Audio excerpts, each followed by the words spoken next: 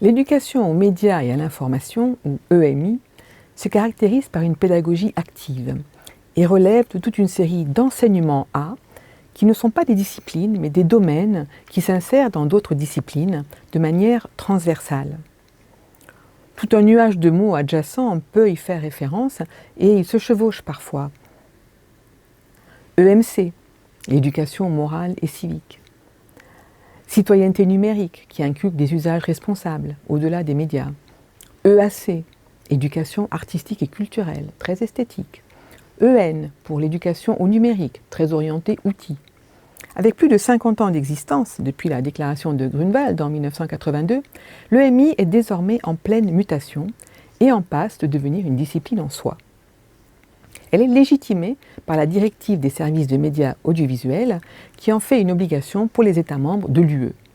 Elle est même reconnue par l'OTAN comme une priorité stratégique, c'est-à-dire qu'elle est prise dans une logique de soft power où elle est censée contrer les désordres de l'information et préparer les citoyens à se prémunir des risques informationnels comme la désinformation, la manipulation, le discours de haine.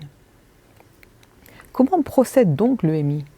En quoi les montages de projets EMI sont-ils utiles ? Avec quelle dimension citoyenne ? Outre donner la maîtrise des connaissances en matière de médias, avec une vue surplombante sur toute la chaîne, des producteurs au public, en passant par les messages et leurs représentations, l'EMI suggère et encourage le changement de comportement.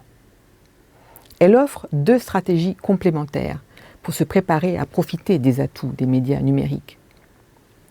Elle participe d'une part à construire la résilience individuelle.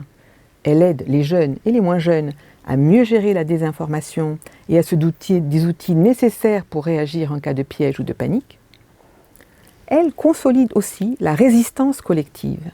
Elle montre toute la panoplie de solutions aux risques informationnels, du signalement auprès des plateformes, au recours à la régulation, voire à des actions de classe entre citoyens pour protester de telle ou telle outrance.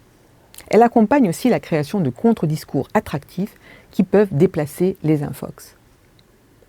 Mais, à côté de la lutte contre la désinformation, l'EMI propose aussi un éveil à l'esprit critique et créatif. Elle donne envie de s'emparer des opportunités offertes par les médias à l'ère du numérique, notamment la présence en ligne, l'expression personnelle, la construction de son identité, la jubilation de maîtriser des 4 S, les selfies, les séries, les streams, les stories, toutes sortes de rendez-vous ludiques et pédagogiques qui construisent l'estime de soi et la communication avec les autres.